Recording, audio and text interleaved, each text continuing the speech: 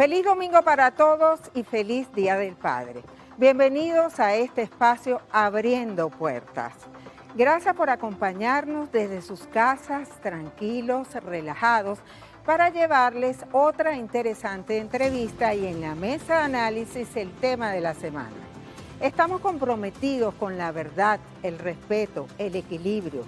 Si desean interactuar con nosotros, pueden hacerlo a través de las redes sociales @Venevisión bajo la etiqueta Abriendo Puertas por Bebé. Apostamos al reencuentro y la reconciliación de los venezolanos porque nos importa el país, nos importa su gente, nos importa Venezuela. Y recuerden que las puertas se abren para ti si trabajas duro. Comenzamos.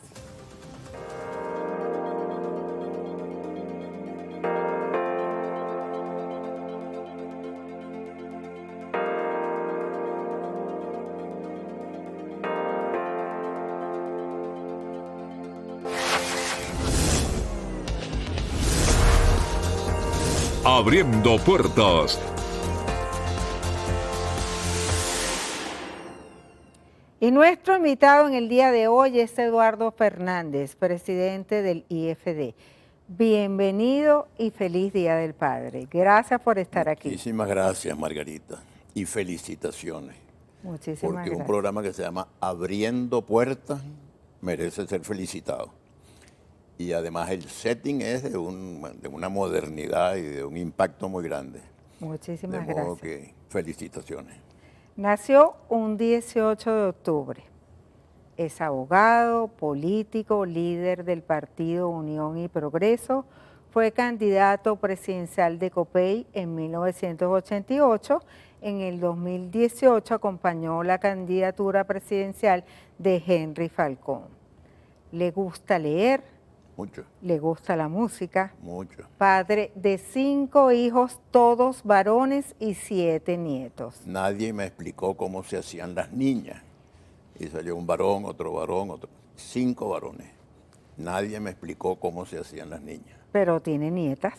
Ahora tengo nietas y me tienen babeado. Un sueño no cumplido. Ver una Venezuela verdaderamente democrática, progresista, armonizada, unida, donde todos podamos ser felices y compartir una vida de progreso, de bienestar, de desarrollo. Es un sueño por el cual he luchado mucho en mi vida y por el cual estoy dispuesto a seguir luchando mientras tenga ánimo y fuerza. Usted ha sido un hombre de paz, de diálogo. ¿Eso le ha resultado en su carrera política? No sé si me ha resultado, digamos, qué significa que haya resultado. Yo lo que sé es que no hubiera podido ser de otra manera. Yo creo mucho en el diálogo, creo en el entendimiento, creo en la búsqueda de consensos para resolver los problemas de la gente. Aborrezco la violencia. Me caen muy mal los violentos. Y prefiero apostar al entendimiento, al amor, a la fraternidad y a la solidaridad. La Asamblea Nacional va a designar nuevos rectores del Consejo Nacional Electoral. Ya se designó el comité de postulaciones y se van a sustituir 5 rectores con sus respectivos suplentes. ¿Cómo lo ve, a tiempo o a destiempo? Yo creo que ha debido mantenerse el Consejo Nacional Electoral que existía, porque es el que tenía que haber presidido el próximo proceso electoral. Tengo muchas sospechas de que esta es una operación dirigida a sembrar desconfianza. Se va a nombrar por de pronto la comisión que se designa para analizar las eventuales candidaturas a rectores del Consejo, es muy parcializada. Y uno presume que la intención es desanimar a los votantes.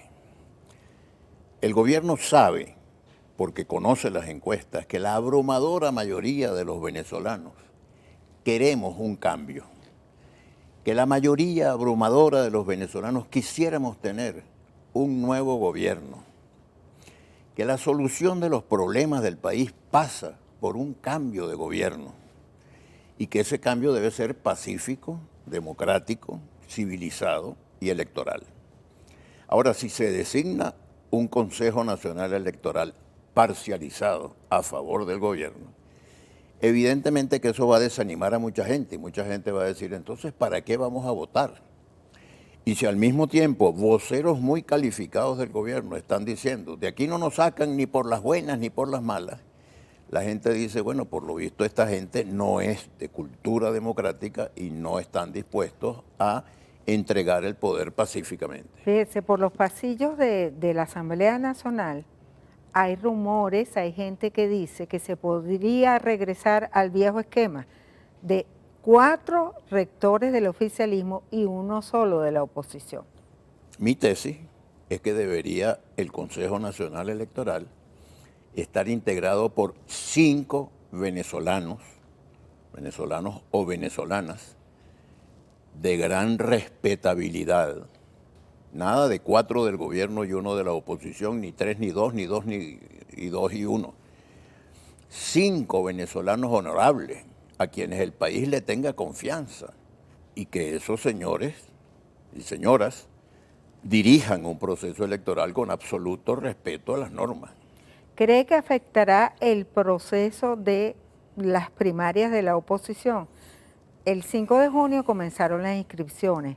Hasta los momentos se han postulado muy pocos aspirantes. ¿Realmente esto va a afectar el trabajo que viene desarrollando la Comisión de Primarias, que de paso se declaró en sesión permanente? Mira, yo sospecho que sí. Yo he tenido muchas observaciones en relación a las primarias, porque las primarias son un mecanismo asumido por un grupo de partidos para escoger un candidato presidencial para ese grupo de partidos. La comisión de primarias fue designada por ese grupo de partidos. El llamado G4, G3. Ese grupo de partidos. Una cosa muy lamentable, no se pudieron poner de acuerdo para presentar un candidato y entonces inventaron las primarias para que se dirimieran unas primarias quién debía ser el candidato. Yo siempre observé varias cosas. Primero, la primaria, en lugar de unir a la oposición, contribuye a dividirla más todavía. Se están peleando los unos con los otros de una manera feroz. Y es difícil recomponer después la armonía en una gente que se han atacado tan duramente, ¿no? La segunda observación que yo hice es que las primarias son muy susceptibles a que el gobierno interfiera a través del Consejo Nacional Electoral o a través de muchos mecanismos. El gobierno tiene un poder mediático muy grande, tú lo sabes muy bien, ¿no? Y tiene un poder económico muy grande. Entonces el gobierno podría poner su poder mediático y su poder económico al servicio del candidato que al gobierno le guste. Y finalmente, el argumento más importante es que yo creo que hay que presentarle al país no una fórmula de partido, sino una fórmula nacional. Es decir, debería haber un gran acuerdo sobre el programa, qué es lo que queremos hacer una vez que se cambie el gobierno, cuáles son los objetivos, y después encontrar la persona más indicada para dirigir el gobierno que logre esos objetivos. ¿Usted no está de acuerdo con asistencia técnica por parte del CNE? ¿Lo descartan? ¿Para usted no es conveniente? No, el CNE... Por el tema de las cartahuellas, la identidad de las personas. El CNE podría, porque evidentemente hay quienes dicen no, que la votación sea manual. Yo creo que los que dicen eso no saben exactamente lo que significa una votación manual. Votación manual es una fórmula muy primitiva que se presta a muchas irregularidades, por decirlo menos. De modo que yo no descartaría, porque además la elección secundaria, que es la importante, va a ser con el CNE. Entonces, si no tenemos confianza en el CNE, ¿cómo es que vamos a ir a la primaria sin CNE y a la secundaria con CNE? De modo que yo no tengo mucha reserva en relación con el tema del CNE, pero lo que sí me preocupa es que el candidato que salga de la primaria es candidato de un grupo de partidos y los partidos todos sumados en este momento son 10% en las encuestas. y hay 80% de venezolanos que quieren un cambio y que desearíamos que nos presentaran un programa y un candidato de unidad nacional. Pero según los encuestadores, solo un 20% de ese sector de la oposición está dispuesto a acudir a las urnas electorales. ¿Cómo vencer ese fantasma de la abstención? Creo que la solución sería presentarle al país una plataforma con un programa atractivo, con un candidato que no haya sido expuesto a este trapiche de las primarias, un candidato o una candidata de consenso nacional que se le presente al país para realizar este programa. Yo creo que eso interpretaría al 80% y no se vería como una candidatura partidista, que la gente, el presidente Maduro tiene un gran rechazo en la opinión pública, pero la mayoría de los partidos también tienen un rechazo muy grande en la opinión pública. Entonces, yo he estado tratando de recomendar que se busque una fórmula nacional, que no sea partidista, que sea una propuesta que interprete al 80% de los venezolanos. Fíjese, ni por las buenas ni por las malas. Diosdado Cabello ha señalado que si la oposición acude a las urnas electorales será derrotada, si lo hacen pacíficamente. Y si lo hacen de manera violenta, también van a ser derrotados. ¿Qué opina sobre estas afirmaciones de Diosdado Cabello? Esa es una declaración calculada para desanimar a los electores. Vuelvo otra vez. Las dos armas secretas del gobierno son que vote poca gente, o sea, que haya mucha abstención, y que la poca gente que vote, vote dividida. Entonces la declaración que hace el señor Cabello está calculada para desanimar a los electores. Uno al día siguiente que el señor Cabello da esa declaración, empieza a recibir mucha gente que dice, se fijan, ¿para qué vamos a votar? Si Cabello dijo que no iban a entregar ni por las buenas ni por las malas. Esas son bravuconadas que no tienen ningún sentido. Pero ¿por qué el señor Cabello dice eso? Porque quiere desanimar a los electores, porque quiere convencer a la gente de que no vale la pena votar porque ni por las buenas ni por las malas van a entregar el poder. ¿Para qué voy a ir a votar si de todas maneras Maduro se va a quedar allí? Y yo creo, Margarita, que hay un altísimo interés nacional que debería involucrar al propio Maduro en que se cambie el gobierno. El propio Maduro debería decir, mientras yo esté aquí no se va a resolver la crisis nacional. Tengo 80% en contra y si me quedo aquí, mañana va a ser 90% en contra. Debería funcionar la alternabilidad republicana. El gobierno hizo lo que pudo, en mi opinión lo hizo muy mal, bueno, que venga otro gobierno. En Nicaragua hasta los sandinistas aceptaron eso y la señora Chamorro ganó unas elecciones. Después los que vinieron al gobierno lo hicieron muy mal y volvieron los sandinistas. Vamos a hacer una pausa y al regreso continuamos en esta interesante entrevista con Eduardo Fernández. Ya venimos, quédense allí, abriendo puertas.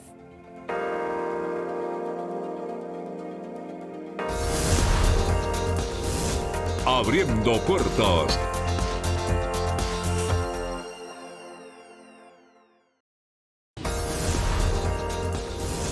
Abriendo puertas. Y continuamos en Abriendo Puertas conversando con Eduardo Fernández. El analista político Aníbal Sánchez señala que las elecciones primarias de la oposición pueden terminar siendo un choque de bloques, el llamado partidista y el comando de la resistencia. ¿Usted coincide con esa afirmación? La verdad es que no sé. Es más, ni siquiera sé si finalmente habrá elecciones primarias. Se están presentando muchas dificultades y obstáculos en el camino. Yo apuesto y confío en que prevalezca el amor por Venezuela, el patriotismo. Y el patriotismo aconseja que nos pongamos de acuerdo todos los factores, pero no los partidos, los empresarios, los obispos, los líderes académicos y universitarios, los gremios profesionales, en promover un programa y un candidato. Este no es el momento de los partidos. Los partidos están muy devaluados. ¿Y cómo se hace con el interés particular de cada quien? De quítate tú para ponerme yo. Que se ponga a un lado el interés particular por un ratico. Pongan a un lado las agendas partidistas. Hay candidatos que uno dice, ¿y este por qué se postula? Ah, porque el partido necesita tener un candidato para tener fuerza, porque después viene el año 2025, elecciones de gobernadores y de alcaldes, y el partido tiene que estar fuerte. Yo les recomiendo, olvídense de los partidos, porque lo que tenemos que ganar es el 24. Y tenemos que ganar contundentemente.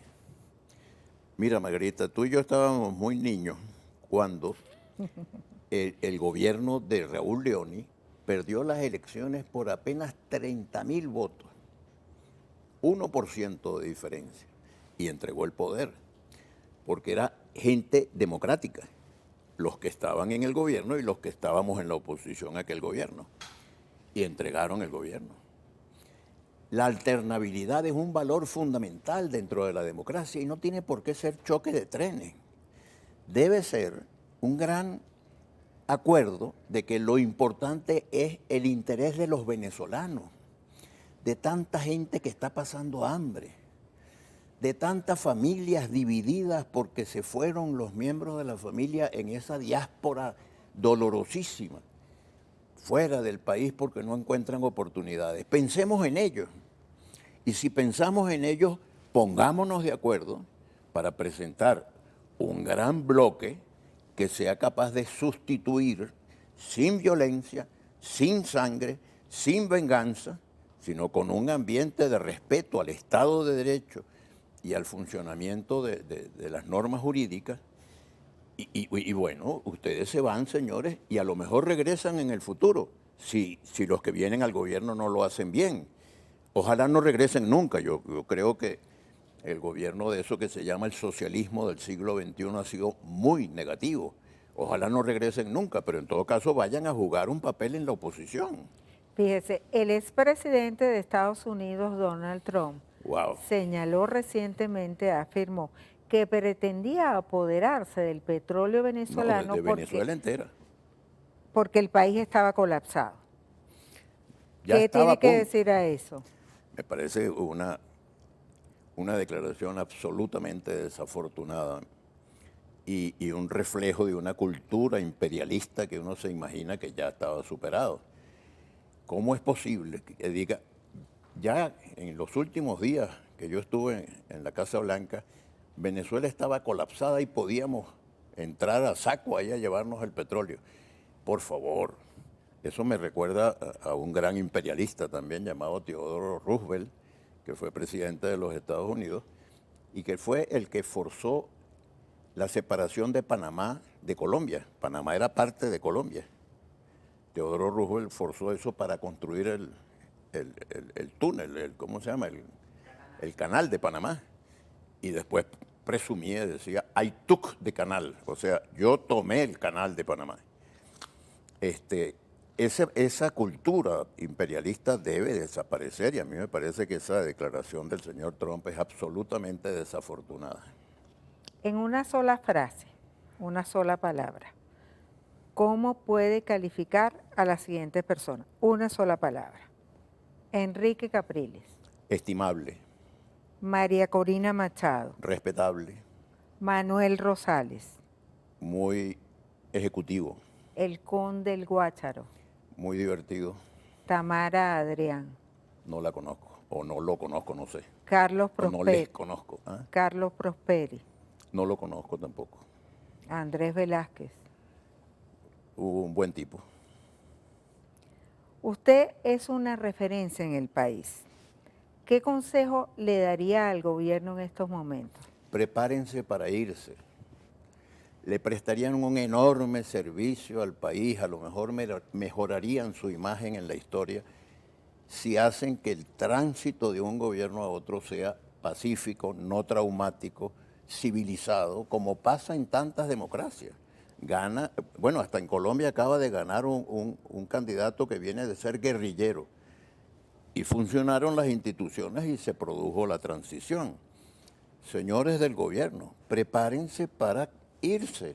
Váyanse un rato a la oposición. Tienen demasiado tiempo en el gobierno. ¿Y qué le diría a la oposición? Piensen en Venezuela, únanse. Es necesario que haya un gran sentimiento de unión nacional, no solamente pactos partidistas, unión al servicio de los intereses trascendentes de Venezuela y de los venezolanos. El presidente de la República, Nicolás Maduro, en varias oportunidades ya ha señalado la posibilidad de adelantar las elecciones presidenciales.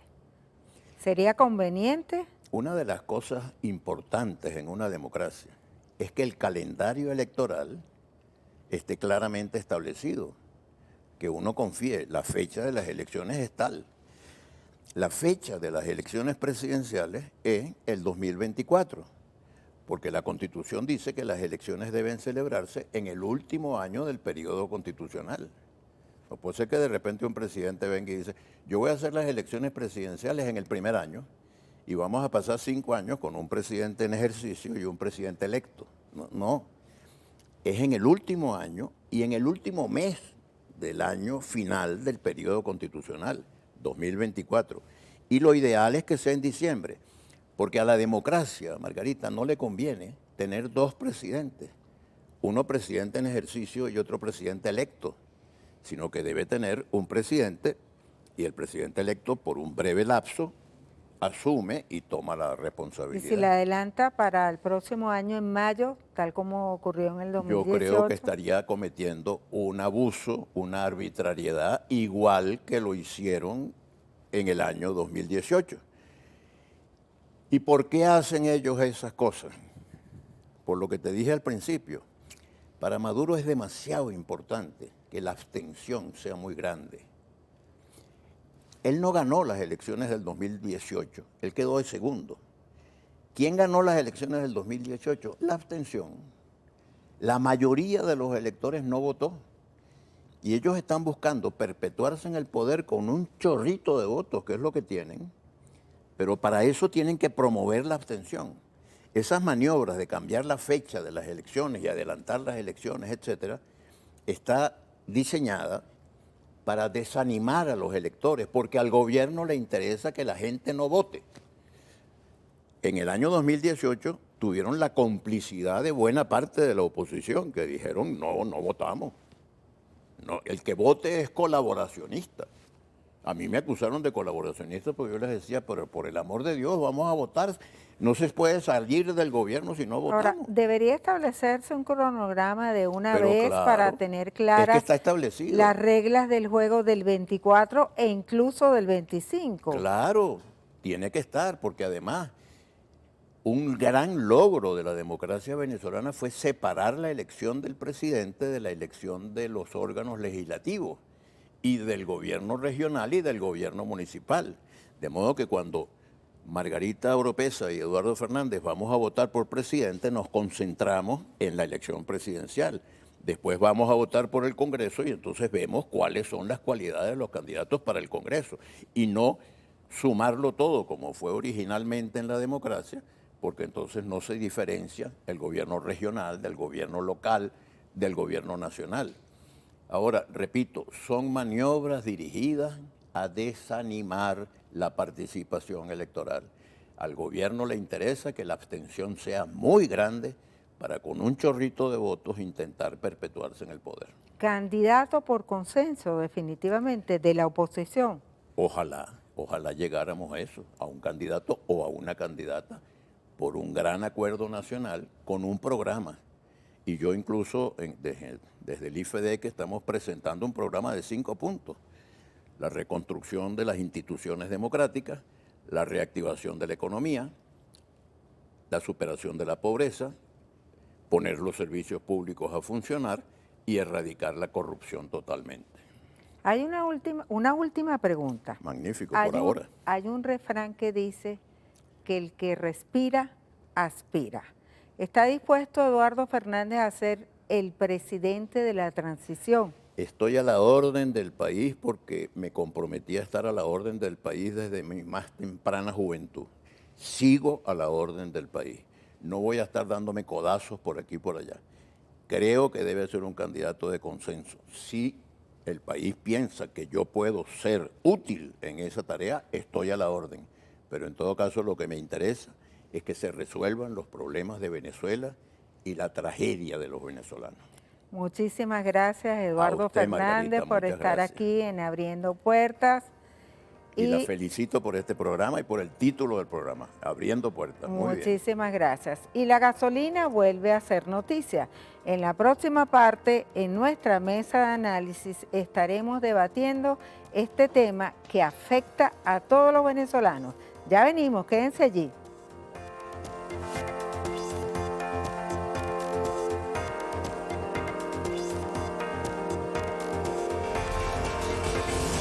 Abriendo Puertas.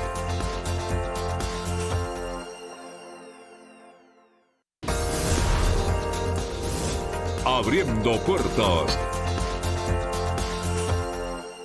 Las colas por gasolina volvieron al país, y no solo en Caracas, sino también en el interior de la República. En junio del 2020, el gobierno nacional fijó el precio de la gasolina, estableciendo 0,50 centavos de dólar por litro. Este es el tema de nuestra mesa de análisis este domingo, y para ello vamos a conversar con expertos en la materia. Tomás Ocías, analista económico, y Reinaldo Quintero, experto petrolero. Antes de comenzar con esta conversación, yo quiero citar una información oficial de PDVSA, y lo voy a leer textualmente. PDVSA asegura que hay producción normal de gasolina en Venezuela.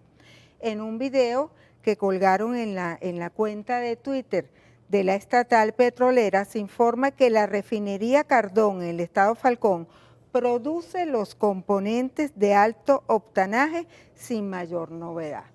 ¿Quién quiere comenzar con esta conversación? Reinaldo. Por supuesto. Bueno, ante todo, Margarita, gracias por la invitación a tu programa. Es un honor estar aquí junto a Tomás. Saludos a todos los seguidores de Abriendo Puertas.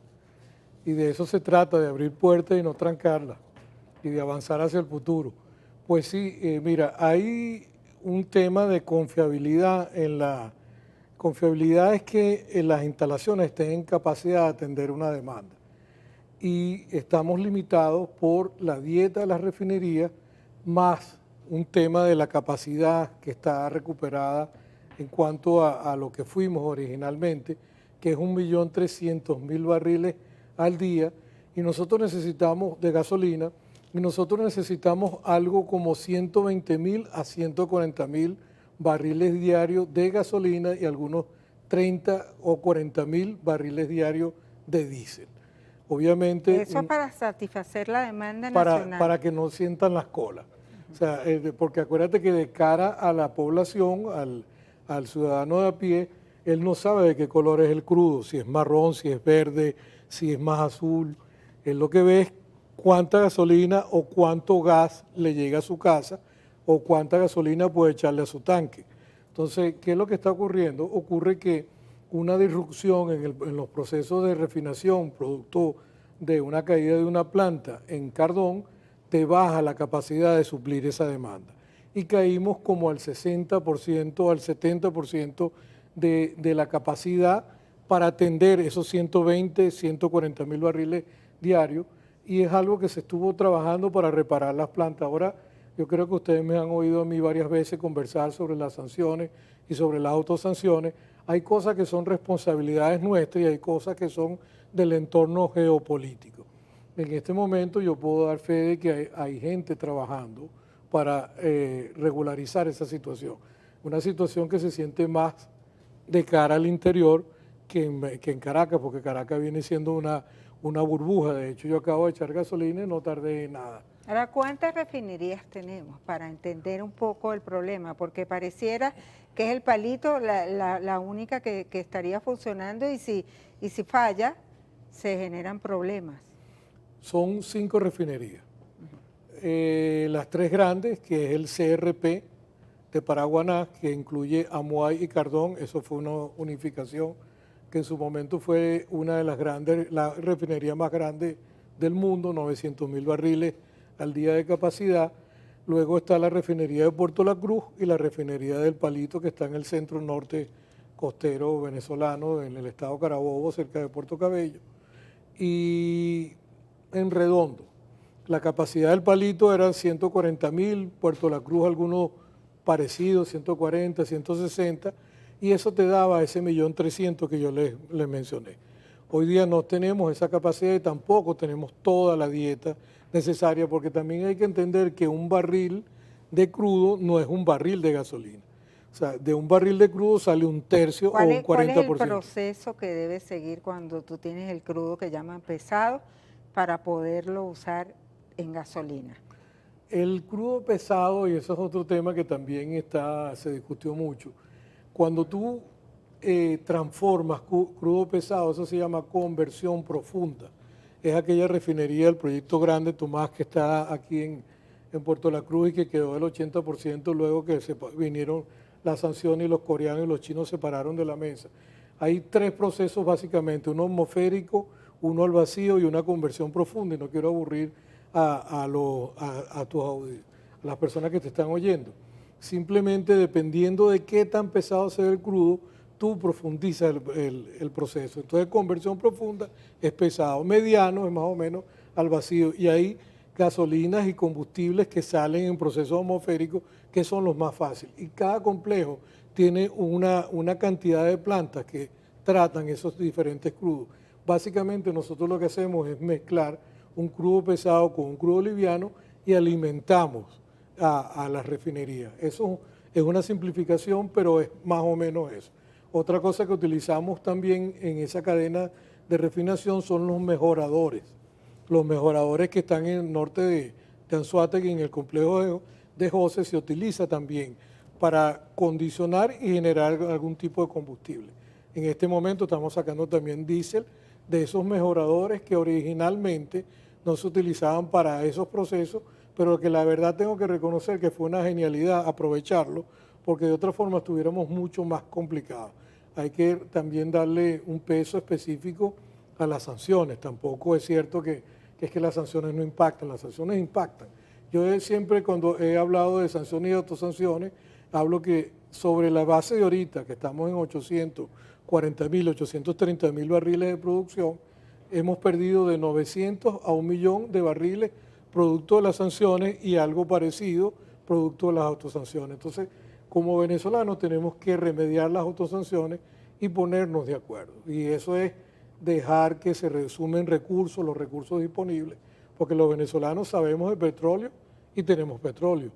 Ayer justamente estaba Chevron celebrando sus 100 años, que no son cualquier cosa, y es un modelo que al día de hoy ha estado funcionando. Ojalá, como tu programa, abriendo puertas, todos los que hemos puesto algún pie para que esa puerta quede abierta, que sigan entrando operadoras y socios buenos, como Eni, como Rexol, como Maurel & Prom, y aquellos que nos traen orden y transparencia, porque eso es lo que nos hace falta, eso es lo que necesitamos. Tomás, ¿qué piensas tú de lo que ha ocurrido en los últimos días? ¿Tú coincides con Reinaldo? Sí, fíjate, es un honor estar al lado de Reinaldo con la seriedad con que habla y estar en tu programa, en este programa. Gracias. Que va a crear surco, porque hace falta programas informativos frente al desorden de las redes sociales, frente a la angustia de las redes sociales. Hemos estado sumergidos en un mundo de negativismos por todas partes.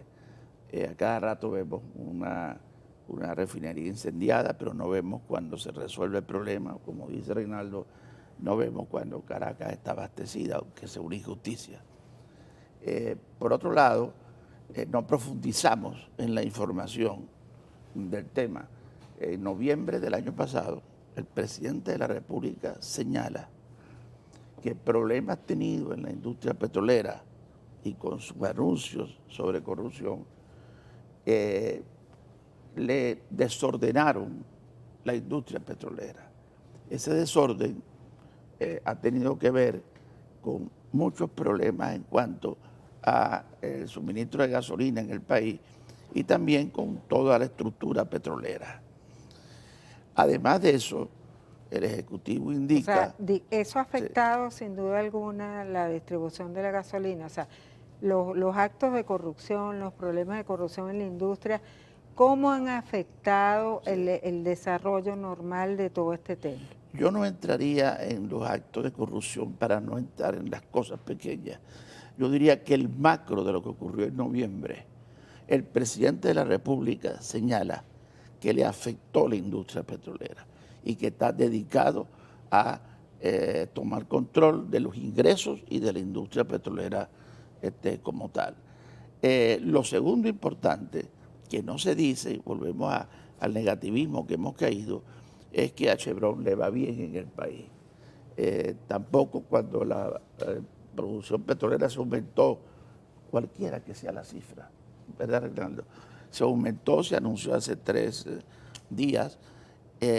Decimos siempre, bueno, pero eso es solo para pagar deuda, eso no significa nada para Venezuela. Bueno, eso después de lo que teníamos, y yo quiero de verdad hacerlo, y en este programa donde nuestro deber es informar, levantar ese ánimo de la población venezolana, en que puede haber muchas cosas malas, puede haber tremendos inconvenientes como estamos viviendo todos los venezolanos, pero que las cosas buenas y las cosas positivas no dejemos de verlas, Margarita. O sea que los venezolanos tenemos que ser optimistas. Yo no sé si optimista, pero bueno, por lo menos no ser negativistas ante todo lo que tengamos delante. Bueno, vamos a hacer una pausa y en la próxima parte vamos a continuar en nuestra mesa de análisis, aquí debatiendo este tema que afecta a todos los venezolanos y es muy importante para todo el país. Ya venimos, abriendo puertas.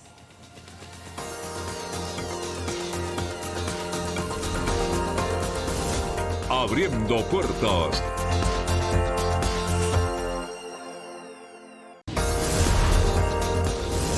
Abriendo puertas.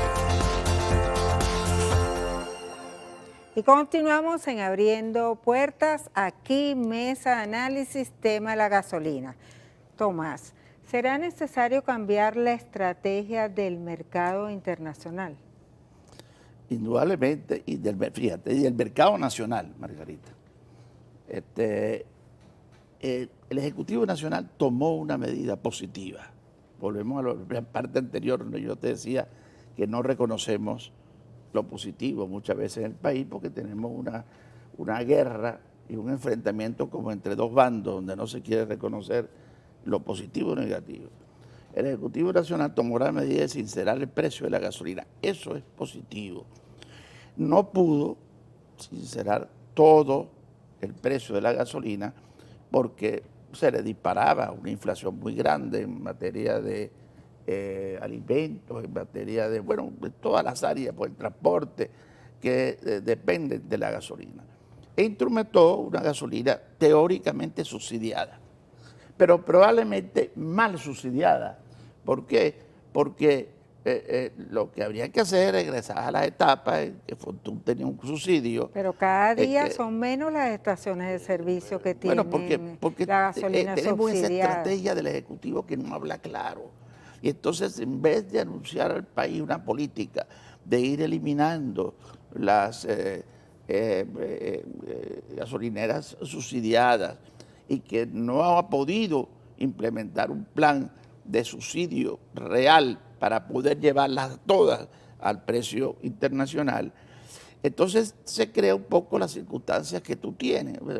Lo hacen escondido, están dolarizando la mayoría de las gasolineras, pero hace falta ese plan de subsidio. En todos los países del mundo hay subsidios. Para el transporte especialmente. En Canadá, en Inglaterra hay subsidios a otras áreas, las áreas de la agricultura sobre todo. El tema es que ese papel del Estado que hemos tenido durante años por parte del Ejecutivo, y estos son los momentos en que hay que decir lo que no es bueno. Ese Estado total que ha querido llevar la rienda de todas las cosas y que quiere intervenir en todas las áreas, aunque sea ensangrentándose en los ingresos del país, es lo que hay que cambiar. Así que el subsidio, en la parte interna del país, el subsidio del tema de la gasolina, hay que cambiarlo como está planteado para subsidiar directamente al transportista, fundamentalmente, y otras cosas. En el mercado internacional no ha sido fácil, no ha sido fácil el suministro de petróleo, recibir el petróleo y el enviarlo al exterior, ni tampoco el abastecimiento de gasolina.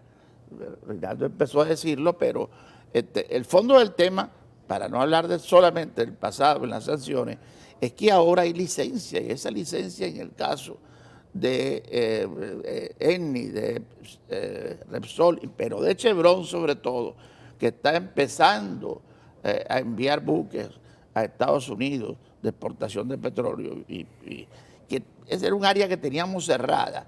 Ese proceso va a ayudar mucho a que las puertas de Venezuela se nos abran a los venezolanos en materia de lo que es la exportación del petróleo y en materia de lo que es el mercado internacional. Reinaldo, ninguna de las refinerías del país está preparada para procesar crudo pesado. No es tan así, porque realmente las refinerías funcionan eso es como una cocina en el fondo, porque es una mezcla, tú haces una mezcla de crudo y más o menos necesitas algo como lo que se llama grado API, que es una capacidad de fluir, para simplificarlo. Trabajas como entre 22, 28 y lo que haces es mezcla. Como te dije anteriormente, hay refinerías de conversión profunda donde se hicieron cambios de patrón. Hay una que quedó a 80% de ejecución tanto financiera como física, pero por ejemplo Cardón tiene capacidad, tiene unidades de craqueo catalítico, que eso es lo que trabaja las moléculas más pesadas. No es cierto, rotundamente no es así. Y Venezuela además tiene algo que es una magia, que es que nosotros tenemos la reserva petrolera más grande del planeta.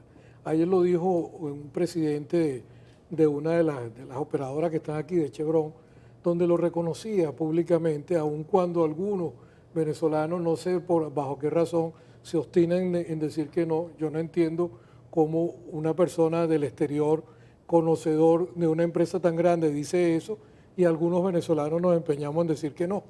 Pero la verdad es que la faja es un lomito literalmente. Y la mayor parte de la producción está ahí, en la faja del Orinoco. Está ahí, y además te permite mezclar. Cuando tú mezclas, tú puedes tener diferentes blends, o sea, diferentes mezclas, y puedes atender diferentes refinerías. Eso es una ventaja de Venezuela, esa es la gran ventaja de tener la faja, es la mezcla. Por eso es que tú ves a veces que tanto Chevron como los iraníes traen diluyentes para poder hacer fluir y para transformar ese crudo en algo que se pueda procesar en la refinería, en nuestra refinería. Pero no es cierto que nosotros no tenemos capacidad de refinar crudo pesado. Eso absolutamente no es cierto. Otra cosa que es muy importante mencionar aquí es que eventualmente cualquier país, cuando cae su producción en gasolina o en diésel o combustible, puede importar. ¿Por qué no? Si tú vas a hacer un mantenimiento de una planta, en cualquier negocio, así sea harina, pan. ¿Haría falta importar? ¿Ustedes ven conveniente importar gasolina a pesar de que nuestro petróleo es el más importante del planeta? Tenemos las mayores reservas. Hay que hacer un balance, porque la verdad es que lo que yo creo que es el mensaje más importante es que ese gran monopolio que fue el Estado, que es el Estado venezolano, un estatismo que controla todo y que hace todo, hay que empezar a desmenuzarlo, a bajarlo hacia los ciudadanos. Eso se llama no privatizar, porque esa palabra también tiende a crear polo. Es abrirse a capitales, abrirse a iniciativas. De hecho, en Venezuela... Lo contrario de privatizar, porque hay personas que han planteado privatizar PDVSA. Sí, de hecho, algunos candidatos, precandidatos, claro, aspirantes a la presidencia de la República. Ahí desconocemos un poco lo que está pasando dentro del Ejecutivo, que es lo que dice Reinaldo. Si el Ejecutivo está cerrado a privatizar y no hay manera de privatizar en el país, no tenemos que empeñarnos en la palabra, como dice Reinaldo, privatizar. Podemos incorporar capitales, ¿no? y podemos incorporar gerencia a la actividad en las áreas que sea, sin necesariamente hablar de privatización. Es que de hecho, Tomás, una empresa de esta gigantesca cotiza en la bolsa de valores y se conoce como una empresa pública. Así es. O sea, eso se llama sociedad de capitales abiertos. No es privatizar, es sociedad de capitales abiertos. Que tú después, con la Constitución que te da el derecho a la libre asociación. Tú montas una empresa, tú, Tomás y yo podemos montar una empresa y no estamos obligados a que nadie esté asociado hasta que nosotros decidamos cuál es el modelo de negocio. Pero eso se llama sociedad de capitales abiertos, se llama democratizar los capitales, se abre la participación, cualquiera de las personas que están aquí puede invertir en una empresa y tiene sus acciones. Eso no es privatizar, eso es una democratización de capitales. Entonces hay que cambiar esos conceptos del siglo XX que no funcionan en el siglo XXI. En eso estamos atrasados. Entonces eso vale tanto para un sector como para el otro, porque en los extremos se quedan atorados y no terminan de avanzar, no abren las puertas. Entonces nosotros, algunos de nosotros pudiésemos traer soluciones, a montar una refinería, importar combustible y nos sumamos a esa capacidad de suministro nacional para que el ciudadano de a pie no haga cola, para que tenga su producto. Ahora fíjense, y la pregunta va para los dos, porque siempre en río revuelto, ganancia de pescadores. En Maracaibo, estado Zulia, que es un estado fronterizo, hemos visto en los últimos días que ciertas personas están cobrando, o sea, están vendiendo la gasolina en $2 y $3 el litro, y la gente desesperada la compra, porque eso es paralizarse. ¿Ustedes qué comentario me pueden hacer referente a esto que ocurre, y no solo ocurre en el estado Zulia, ocurre en el Táchira también? Sí, fíjate, antes que Reinaldo tiene respuesta seguro para esto. El tema del contrabando es un problema grande para nosotros.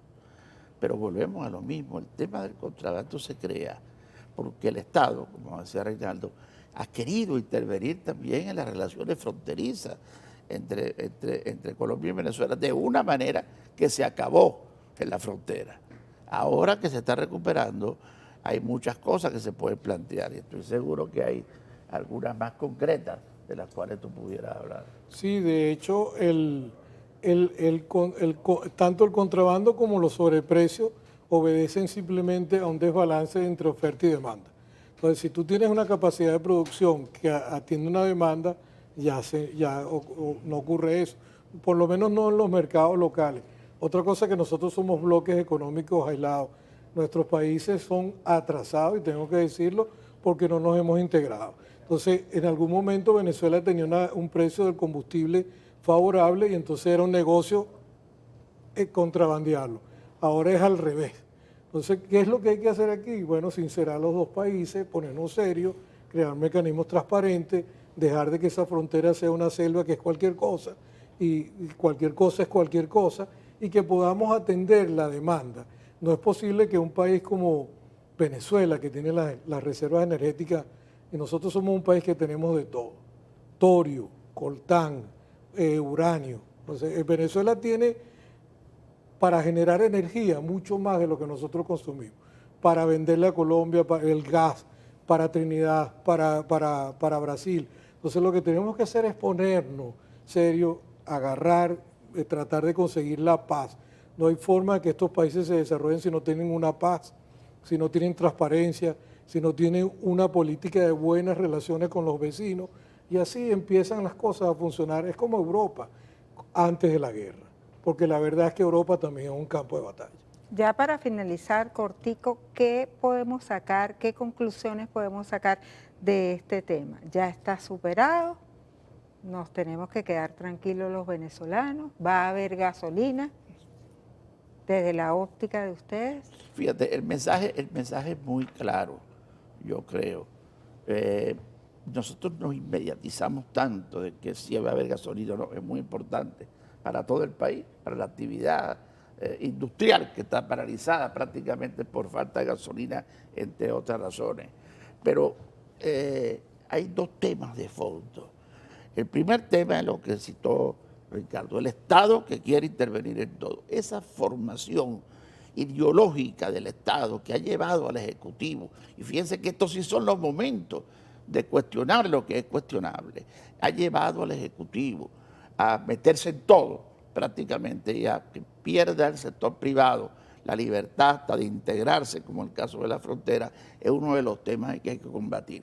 No por más ni por menos, el gabinete te refleja una lucha entre los pragmáticos y los ideológicos, los pragmáticos que quieren avanzar en un socialismo realmente pragmático, porque ya no se usa el anterior, y los ideológicos que quieren seguir que el Estado sea el centro de todas las intervenciones. Reinaldo, rapidito, solventada la situación. Mira, sí, en 2 o 3 semanas van a bajar las colas, pero no vamos a escapar en futuras ocasiones porque eso tiene que ver con un tema que se llama confiabilidad operacional. Cualquier evento que ocurra aguas abajo, o sea, de cara al ciudadano no le va a llegar.